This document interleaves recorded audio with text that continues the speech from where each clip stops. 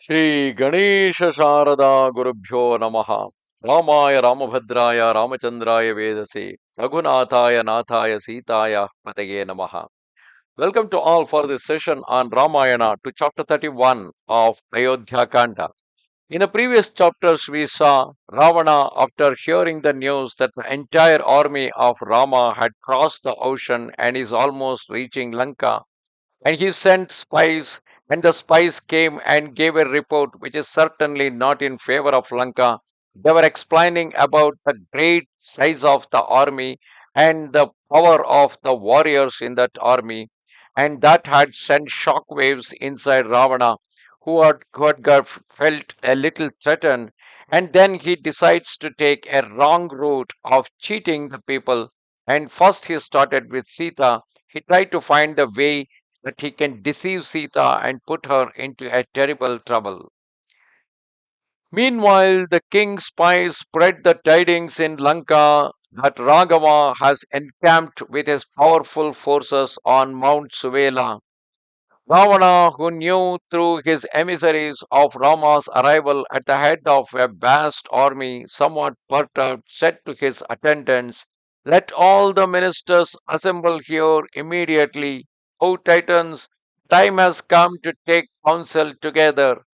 On this command, his counselors instantly came together and he entered into conference with those loyal Titans. Then, having duly deliberated with them concerning the immediate measures to be taken, Durdarsha dismissed them all and returned to his abode. Taking with him the Titan Vidyujihva, powerful and skilled magician, he turned his steps towards the place where Maithili was to be found. Thereafter, the king of the Titans said to Vidyujihva, who was proficient in magic, "With your spells, create an illusion in order to deceive Janaka's daughter. Do yourself produce a head resembling Raghava's, and a mighty bow, its arrows set, and then present yourself before me."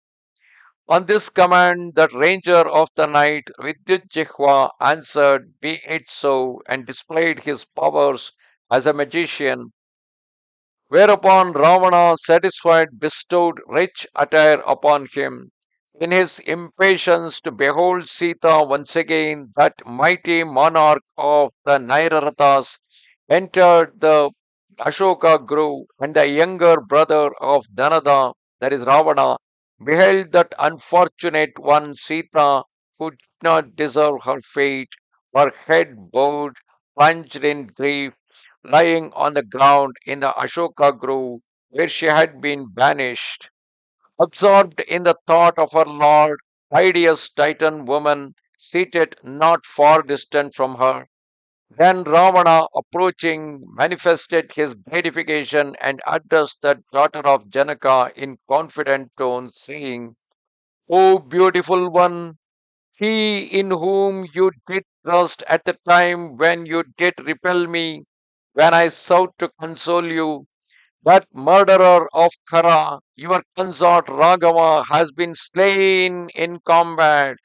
Your roots are completely severed and your pride humbled by me. In consequence of the calamity that has overtaken you, you are mine. Give up your resolution, therefore. What will you do with one who is dead? O beautiful one, become the chief queen over all my consorts. You who till now has enjoyed so little happiness, you who are without resources, O foolish one, you deem yourself wise. Hear now, like unto the destruction of Vritra, your Lord has slain. In order to destroy me, Raghava alighted on the shore of the sea, surrounded by a vast army assembled by the king of the monkeys. Having ranged the northern shore with his great legions, Rama struck camp when the sun was set. Sending out my spies in reconnoiter, they came upon that host stationed there, overcome with fatigue, fast asleep at midnight. Under the command of Prahastha, my great forces destroyed them during the night, and Rama and Lakshmana were among them. The Titans wielding harpoons, maces, discus, daggers, sticks, great arrows, spears, shining kutamudgaras, lances, darts, millstones, massed weapons, and hail of missiles, made use of them again and again in order to strike down the monkeys. Thereafter, the impetuous Prahastha, with a steady hand, severed the head of the sleeping prince with his sword. Vibhishana, who was wandering about aimlessly, was taken captive while Lakshmana and the monkey warriors fled in all directions. Sugriva, the king of Plavagas, had his neck broken. O Sita, Hanuman of the fractured jaw was slain by the Titans. Jambavan, while attempting to rise from his knees, perished in the melee like an exed tree pierced by innumerable harpoons. Mainda and Dwivida, those two great scourgers of their enemies, the foremost of monkeys, groaning and breathless, their limbs bathed in blood, were cut to pieces by a sword. And Panasa, crying for help, was stretched on the earth under a tree of the same name. Pierced by countless Narachas, Dharimukha is lying in a pit, and the exceedingly valiant Kumudha died shrieking under a hail of missiles.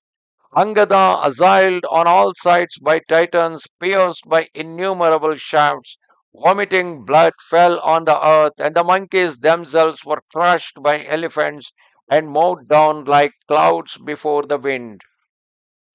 The enemy fled in terror under the blows of the Titans, who followed on their heels like lions pursuing great elephants.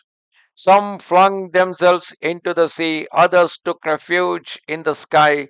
The bears with the monkeys climbed the trees, while the Titans of fierce glance brought about a great carnage among the Pingalas, in the mid of the rocks and woods on the shores of the ocean. It was thus that your consort perished with his forces. Here is his head, which was gathered up, dripping with blood and besmeared with dust. Thereafter, that abominable Ravana, the lord of the Titans, said to the Titan woman in the hearing of Sita, "Bring here Vidyujihva of cruel deeds, who himself brought back sorry, Raghava's head from the field." Then Vidyujihva, holding the head and the bow, bowed before Ravana, whereupon the king said to that Titan Vidyujihva of the long tongue, who stood before him, let Sita speedily behold the head of Dasharatha's son, so that she may see clearly the sad end of her lord." On this command, the Titan threw the cherished head at Sita's feet and immediately went away. Ravana, however, brandishing that great and brilliant bow, cried out, "Here is Rama's bow, famed in the three worlds. This is the bow with its cord stretched belonging to Rama, and that Prahastha brought back from the field after he had slain that hero in the night." Speaking thus, he cast the bow on the ground near the head, which had been thrown down by Vidyujihva, and thereafter he addressed that illustrious daughter of the king of Videha, saying, "Now submit yourself to my desire." Thus come to the end, chapter 31 of Yuddha Kanda in Ramayana, in which Ravana tried to deceive Sita using a fake head of Rama as well a fake bow of Rama, which Sita certainly believed that they are genuine in nature, though her heart says that the whole thing is just nothing else but a fake. Namaste Sharada Devi, Kashmira Puravasini, Twamaham Prarthaye Nityam, Vidya Danancha Dehime. Goodbye.